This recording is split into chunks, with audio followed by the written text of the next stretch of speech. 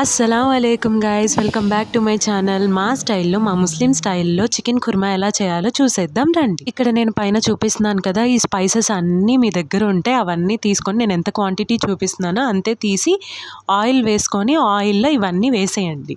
మా మమ్మీ ఇక్కడ 5 spoons oil తీసుకుంది. మీ ఇష్టం, మీరు ఎన్ని స్పూన్స్ తీసుకుంటున్నారో మీ ఇష్టం. ఆనియన్స్ మాత్రం ఇలానే కట్ చేసుకొని వేసుకోండి, చాలా టేస్టీగా ఉంటుంది ఇలా ఉంటేనే ఈ కర్రీలో. ఇప్పుడు కూరకి తగ్గట్టు ఉప్పు కూడా ఈ టైంలోనే వేసేసుకోండి, ఎందుకంటే ఆనియన్స్ కూడా త్వరగా వేగిపోతాయి.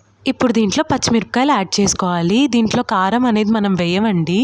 అల్లం వెల్లుల్లి పేస్ట్ కూడా వేసుకొని ఒకసారి బాగా కలుపుకోవాలి. అలాగే కొబ్బరి పేస్ట్ కూడా వేసుకోవాలి. ఎండు కొబ్బరి ఉంటుంది కదా, మీ దగ్గర పచ్చి కొబ్బరి ఉంటే పచ్చి కొబ్బరి పేస్ట్ కూడా వేసుకోవచ్చు. మనం దీంట్లో పసుపు, కారం, టొమాటోస్ అవేమీ వేయమండి, అదే దీంట్లో స్పెషాలిటీ. ఇప్పుడు చికెన్ ముక్కలు కూడా వేసుకోవాలి. చికెన్ ముక్కలకి ఈ మసాలా మొత్తం బాగా పట్టేలాగా ఒకసారి కలుపుకోవాలండి. ఇప్పుడు దీంట్లో కొద్దిగా వాటర్ వేసుకొని మూత పెట్టేసుకోవాలి.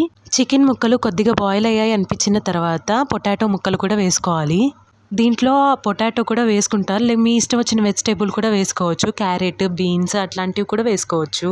ఇప్పుడు మూత పెట్టేసి కర్రీ మొత్తం ఉడకనివ్వాలి. ఆల్మోస్ట్ అయిపోయిందండి ఈ రెసిపీ. కాకపోతే ఒక కింగ్ ఇంగ్రీడియంట్ ఉందన్నమాట దీంట్లో, అదే అండి పెరుగు.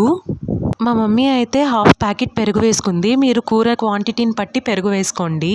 ఇప్పుడు కర్రీని ఒకసారి బాగా కలుపుకోవాలి, పెరుగు మొత్తం కలిసేలాగా. కూర దించే ముందు లెమన్ వేసుకొని కూర దించేసుకోండి, చాలా యూనిక్గా టేస్టీగా ఉంటుంది. ఒకసారి ట్రై చేయండి.